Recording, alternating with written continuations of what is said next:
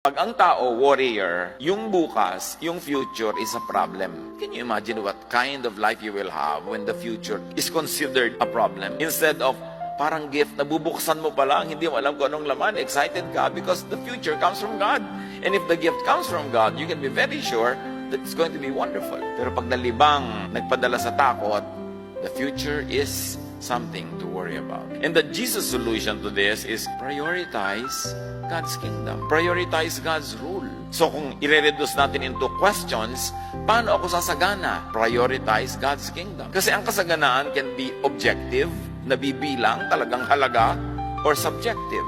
Kung paano ka nag-enjoy kahit gaano kakulang yan sa tingin ng iba, masagana ka. So yung prosperity is subjective and objective. But Jesus is talking about subjective prosperity. Kung gaano ka nag-enjoy, ano man ang meron ka. Kasi hindi guarantee na pag marami kang tinatangkilik ay mag-enjoy ka na nga.